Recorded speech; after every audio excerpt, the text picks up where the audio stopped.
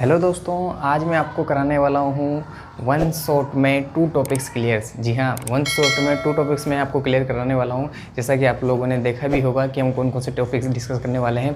फिर भी मैं बता देता हूँ कि आज हम harmonic function and conjugative harmonic function दोनों टॉपिकों को एक ही वीडियो में मिनिमम टाइम के साथ विद कंसेप्चुलाइज तरीके से समझने वाले हैं और डेफिनेशंस देखेंगे और साथ में एग्जाम्पल भी देखेंगे ताकि हमें पूरा टॉपिक एकदम शानदार तरीके से क्लियर हो जाए, कहीं और वीडियो देखने की ज़रूरत ही ना पड़े। तो जल्दी से फटाफट स्टार्ट कर देते हैं। मैंने सबसे पहले इनकी डेफिनेशंस वगैरह लिख रखी है। तो डेफिनेशन बाई लैंग्वेज में लिखी हुई है, यानी कि हिंदी में भी लिख दी है, इंग्लिश में भी लिख दी है, ताकि दोनों तरीके के भाषा के लोग हम यहाँ से देख सकें। ठीक है, तो हिंदी में क्या लिखा हुआ है मैं दोनों लैंग्वेज में आपको समझाऊंगा, ऐसी कोई दिक्कत वाली बात नहीं है। हिंदी में लिखा हुआ है, किसी प्रांत डी में परिभाषित वास्तविक एकलमानी फलन u ऑफ एक्स वाई, उस प्रांत में एच एफ, यहाँ पर एच एफ लिखा हुआ है मैंने ताकि ज़्यादा लिखने की ज़रूरत ना पड़े। एच एफ का मतलब हार्मोनिक फंक्शन। ठीक है, हार्मोनिक फंक्शन कहलाता है यदि वह तथा उसके प्रथम दो कोटि के पी डी मतलब पार्शियल डेरिवेटिव, ठीक है, आंशिक अवकलज, ठीक है, डी में क्या हो, संतत हो, वह निम्न लाप्लास समीकरण को संतुष्ट करते हो। और ये क्या है, आपकी लाप्लास समीकरण। इसका मीनिंग, डेफिनेशन का मीनिंग भी समझाऊंगा मैं, थोड़ा तसल्ली रखना। ठीक है, एक बार इंग्लिश में भी पढ़ देता हूँ और बाईलिंगुअल दोनों को समझा दूंगा। ठीक है, इंग्लिश में देखिए इसकी definition, a single valued real function u of X Y defined in that domain D is called a harmonic function in that domain if the function and its two ordered partial derivatives are continuous in D and satisfy the following Laplace equation। ठीक है, तो ये English में इसकी definition. ठीक है, अब मैं डेफिनेशन को बाइलिंगुअल समझाता हूँ। देखिए कैसे, हिंदी हो या इंग्लिश, दोनों में एक चीज़ लिखी हुई है कि कोई भी आपका फंक्शन हो सकता है, कौन सा फंक्शन, वास्तविक एकलमानी फंक्शन, यानी कि u ऑफ एक्स वाई, जो कि आपके क्वेश्चन में गिवन रहेगा। ठीक है, और इंग्लिश में भी यही लिखा हुआ है, अ सिंगल वैल्यूड रियल फंक्शन। ठीक है, कोई भी जो u ऑफ एक्स वाई जो कि आपके क्वेश्चन में गिवन रहेगा। अब ये फंक्शन, कौन सा function, a single real valued function, यानी कि वास्तविक एकलमानी फलन u ऑफ एक्स वाई, ये function u of X Y क्या कहलाएगा, हार्मोनिक फंक्शन कहलाएगा। हार्मोनिक फंक्शन कहलाएगा। लेकिन कब हार्मोनिक फंक्शन कहलाएगा वो देखिए, देखो कि ये वास्तविक एकलमानी फलन जो u है, ये जो single valued real function u of X Y है, ये क्या कहलाता है, हार्मोनिक फंक्शन कहलाता है। ध्यान दीजिए, ये है u ऑफ एक्स वाई जो कि क्या है, वास्तविक एकलमानी फलन है, जो कि क्या कहलाता है, हार्मोनिक फंक्शन कहलाता है। कब, यदि वह तथा उसके प्रथम दो कोटि के पीडी, यदि वह तथा उसके प्रथम दो कोटि के पीडी मतलब पार्शियल डेरिवेटिव्स डी में क्या हो, संतत हो, डी में क्या हो, संतत हो। और इंग्लिश में इसी का मतलब क्या समझेंगे, देखिए यहाँ पर u of X Y in that domain D is called a harmonic function, is called a harmonic function in that domain if the function and its two partial derivatives are continuous। क्या होनी चाहिए, function and its two derivatives. ठीक है, लेकिन उनका order क्या है, to. ठीक है, टू ऑर्डर के फर्स्ट टू डेरिवेटिव्स क्या होने चाहिए, कंटिन्यूस होने चाहिए। फंक्शन भी कंटिन्यूस होना चाहिए और इसके क्या, फर्स्ट टू डेरिवेटिव्स भी क्या होने चाहिए, कंटिन्यूस होने चाहिए। ठीक है, एक पहली शर्त ये। ठीक है, दूसरी शर्त, तथा वह निम्न लाप्लास समीकरण को संतुष्ट करता हो, और लाप्लास समीकरण ये रही, इसको भी संतुष्ट करता हो, तो क्या हो जाएगा, हार्मोनिक फंक्शन हो जाएगा। देखिए इंग्लिश में भी यही लिखा हुआ है, D and it's satisfy the following Laplace equation, जो कि ऊपर लिखी हुई है। अब ओवरऑल मीनिंग समझे कि यार आपका कोई भी जो वास्तविक एकलमानी फलन है u ऑफ एक्स वाई, वो कब हार्मोनिक फंक्शन कहलाएगा, दो कंडीशन उसको सेटिस्फाई करना बेहद ज़रूरी है। पहली कंडीशन, ध्यान दीजिए, पहली कंडीशन कि खुद वह फलन u ऑफ एक्स वाई और उसके प्रथम दो कोटि के जो आंशिक अवकलज है, that is mean partial derivatives है, वह खुद और उसके दो अवकलज पार्शियल डेरिवेटिव्स, ये तीनों चीज़ें क्या हो, कंटिन्यूस होनी चाहिए, संतत होनी चाहिए। पहली स्थिति यह है। दूसरी स्थिति यह है कि यह इस लाप्लास समीकरण को संतुष्ट करने चाहिए। लेकिन अब एक बात और यहाँ पर मज़ेदार है, क्या कि जब आप इसको संतत करने के लिए दो पार्शियल डेरिवेटिव्स जो निकालेंगे, उन्हीं पार्शियल डेरिवेटिव्स को अगर आप जोड़ दें तो वो लाप्लास समीकरण बन जाती है। क्यों? देखिए कि आपको क्वेश्चन में करना क्या रहेगा, क्वेश्चन में करना रहेगा कि इसको हार्मोनिक फंक्शन प्रूफ करके बताइए।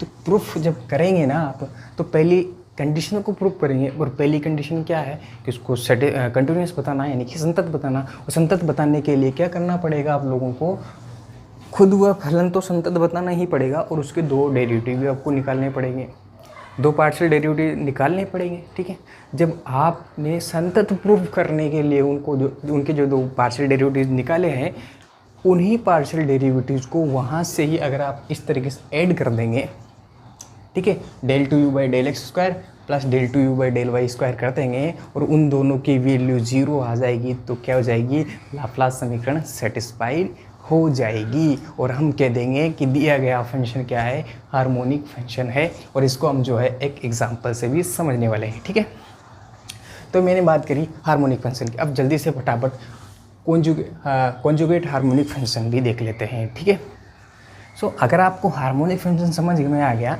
तो कॉन्जुगेटिव हार्मोनिक फंक्शन तो कुछ भी नहीं है। देखिए बहुत आसानी है, सबसे आसानी यही होगा शायद।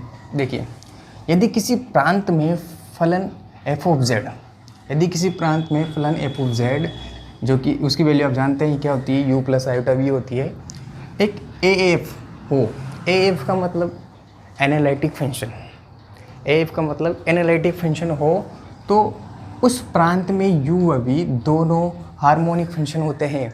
HF मतलब हार्मोनिक फंक्शन, अभी जस्ट बताया मैंने। ठीक है, ध्यान दीजिए, यदि किसी प्रांत में फलन f ऑफ z बराबर u प्लस आयोटा v होता है, ये एक एनालिटिक फंक्शन हो, तो उस प्रांत में u व v दोनों हार्मोनिक फंक्शन होते हैं, जिन्हें CHF यानी कि कॉन्जुगेटिव हार्मोनिक फंक्शन, या फिर आप सिंपली इसको कॉन्जुगेटिव फंक्शन भी कह सकते हैं, कोई दिक्कत नहीं है। ठीक है, कहते हैं, ये डेफिनेशन अब बताती है। ठीक है, इंग्लिश में भी पढ़ देता हूँ, फिर दोनों को एक साथ समझा दूंगा। Okay, if a function f of z की वैल्यू ये होती है u plus iota v is analytic function. ठीक है, क्या हो, एनालिटिक हो, f of z is analytic in any domain, then u and v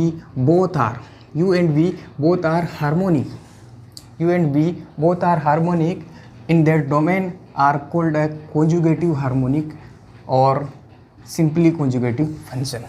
या तो आप कॉन्जुगेटिव हार्मोनिक फंक्शन बोल सकते हैं, या सिंपली क्या बोल सकते हैं, कॉन्जुगेटिव फंक्शन भी बोल सकते हैं। ठीक है, क्या बात, ये डेफिनेशन क्या बता रही है, ये बता रही है कि आपको जो फंक्शन है f ऑफ z बराबर u प्लस आयोटा v है, अगर ये f ऑफ z बराबर u प्लस आयोटा v अगर क्या है, एनालिटिक है, तो u और v, जो यहाँ पर u और v आ रहे हैं, ये क्या होंगे, हार्मोनिक फंक्शन होंगे। पहली बात, हार्मोनिक फंक्शन होंगे, और ये u और v क्या होंगे, कॉन्जुगेटिव हार्मोनिक फंक्शन भी होंगे। दो चीज़ें होगी। कब, जब f ऑफ z जो है अगर वो एनालिटिक फंक्शन है, तो यहाँ पर जो प्रयुक्त u और v हैं ये हार्मोनिक भी होंगे और कॉन्जुगेटिव हार्मोनिक भी कहलाएंगे। हार्मोनिक भी कहलाएंगे, कॉन्जुगेटिव हार्मोनिक भी कहलाएंगे, लेकिन कब, जब f ऑफ z क्या हो, एनालिटिक हो। ठीक है, तो ये होगा कॉन्जुगेटिव हार्मोनिक फंक्शन। अब इसको फटाफट से एग्जांपल से भी समझ लेते हैं।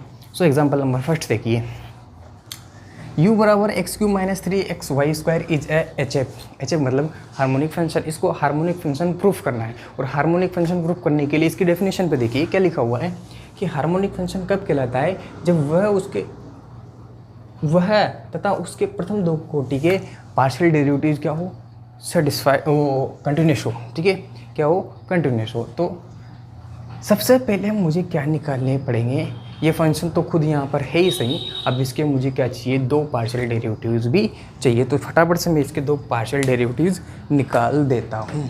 तो देखिए सबसे पहले मैं क्या करूँगा, यहाँ पर इसका x के रेस्पेक्ट में कर देता हूँ, क्योंकि मुझे दो पार्शियल डेरिवेटिव निकालने हैं, एक तो x के रेस्पेक्ट में, एक y के रेस्पेक्ट में।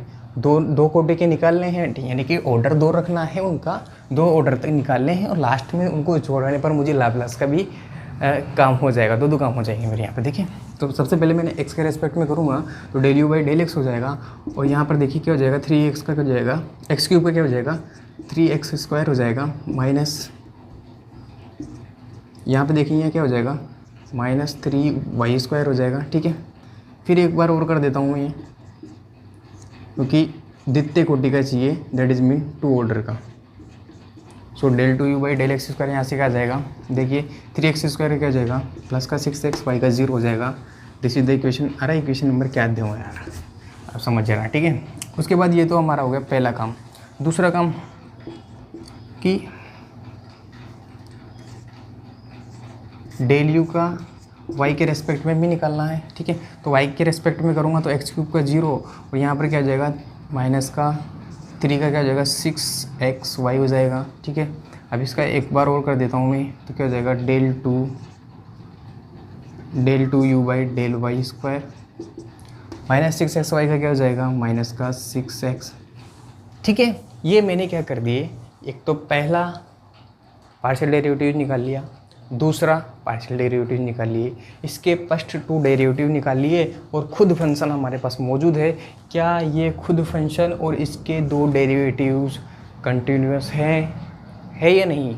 अब आप देख पा रहे होंगे कि पहला वाला फंक्शन है u, जो कि क्या है, पॉलिनोमियल है, यानी कि बहुपद है, और इसके जो फर्स्ट टू डेरिवेटिव्स आए हैं 6x माइनस 6x, ये दोनों भी क्या है, बहुपद नज़र आ रहे होंगे आपको, पॉलिनोमियल है। और हम जानते हैं कि बहुपद क्या होते हैं, सर्वत्र संतत होते हैं, सभी जगह कंटिन्यूअस होते हैं।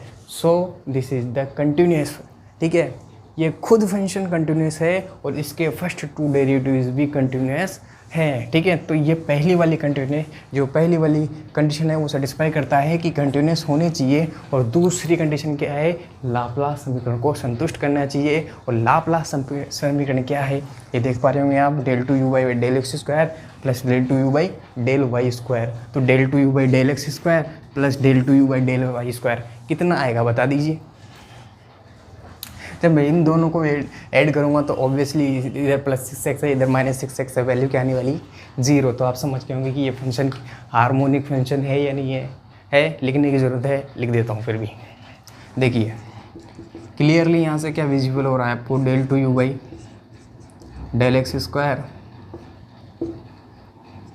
Plus del two you by del Y square equals to 6x minus 6x equals to 0। अतः ये क्या करता है, लाप्लास समीकरण को सेटिस्फाई करता है। और हम जानते हैं कि यह खुद फंक्शन और इसके प्रथम दो कोटि के जो आंशिक अवकलज है यानी कि पार्शियल डेरिवेटिव्स है, ये भी क्या है, कंटिन्यूअस भी है और ये लाप्लास समीकरण को भी सेटिस्फाई करता है।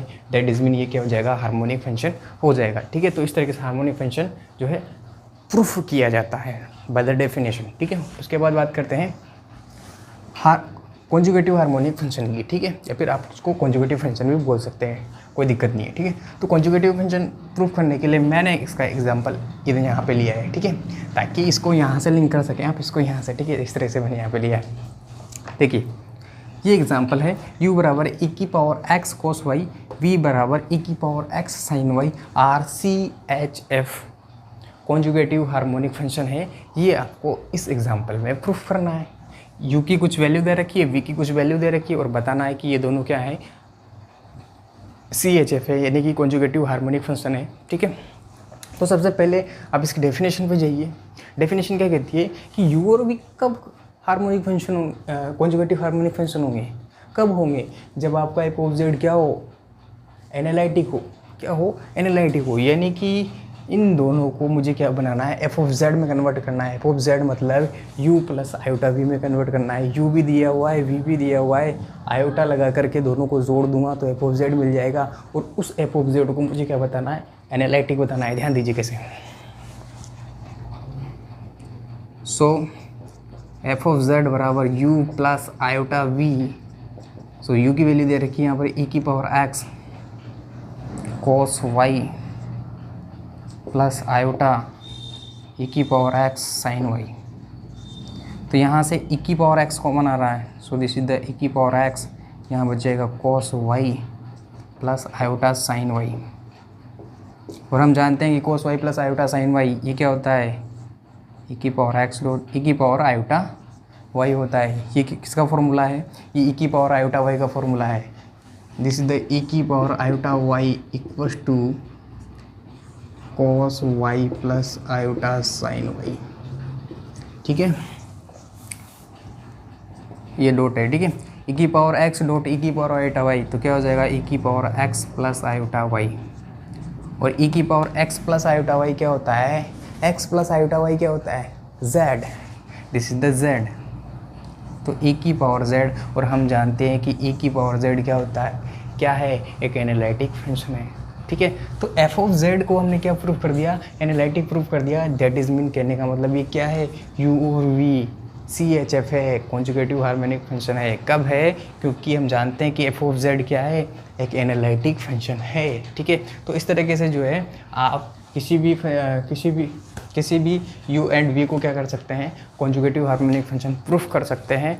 किस तरीके से प्रूफ कर सकते हैं, जैसा कि आप लोगों ने देखा, क्योंकि आप लोगों को पता है कि f ऑफ z को आपको क्या प्रूफ करना रहता है, एनालिटिक फंक्शन प्रूफ करना रहता है। ठीक है, तो आपको u और v जो क्वेश्चन में गिवन रहेंगे उनको आपको क्या करना है, एनालिटिक प्रूफ करना है। ठीक है, और आप पहले ही आपको पता हुआ कि किस तरीके से एनालिटिक फंक्शन प्रूफ किया जाता है। अगर नहीं पता है तो आप कमेंट सेक्शन में कमेंट करके बता सकते हैं, उस पर मैं एनालिटिक फंक्शन पे आप लोगों के लिए बहुत ही शानदार मिनिमम टाइम में सोल्व होने के लिए कुछ शानदार ही कंसेप्चुअलाइज वीडियो बना करके दूंगा। ठीक है, तब तक के लिए मिलते हैं, धन्यवाद नेक्स्ट वीडियो में।